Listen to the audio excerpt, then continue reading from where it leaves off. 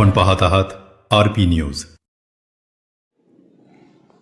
पेट्रोलमध्ये इथेनॉलचे प्रमाण वाढल्यामुळे वाहनांच्या कार्यक्षमतेवर व इंजिनावर परिणामाची थेट शक्यता। देशात सगळीकडे पेट्रोलमध्ये इथेनॉलचे प्रमाण सध्या 10% ते 20% म्हणजेच E10, E20 वाढल्यामुळे वाहनांच्या कार्यक्षमतेसह इंजिनमध्ये दूरगामी परिणाम दिसून येत आहे। मायलेजमध्ये घट आली आहे।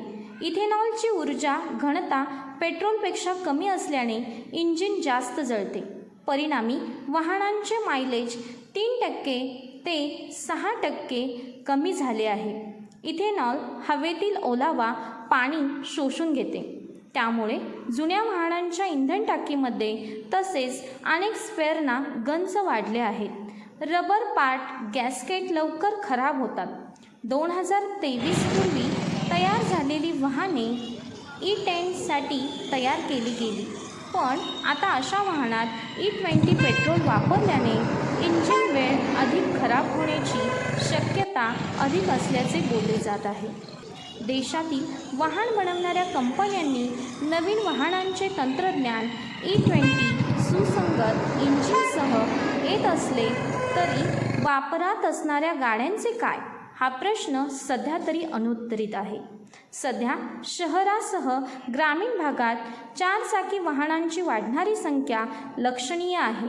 देशाच्या इंधन व्यवस्थेत पेट्रोलमध्ये इथेनॉल फॉर्म्युला वाहनांना तारणार की वाहनांवरचा दुरुस्ती खर्च वाढवणार हे येणारा काळच ठरवेल।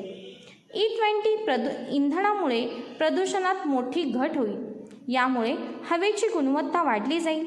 पर्यावरणाला होणारे फायदे विचारात घेता अलीकडच्या नव्या गाड्यांबाबतीत इथेनॉलमुळे इंजिन कार्यक्षमता, कार्बनचे व्यस्त प्रमाण, इंजिन तापमान नियंत्रण असे फायदेही आहेत। एकूणच हे नव्या गाड्यांच्या वापराबद्दल फायदे जरी असले तरी जुन्या गाड्यांबाबत इथेनॉल वापराने भविष्यात वाहनांच्या इंजिनमध्ये प्रतिकूल परिणाम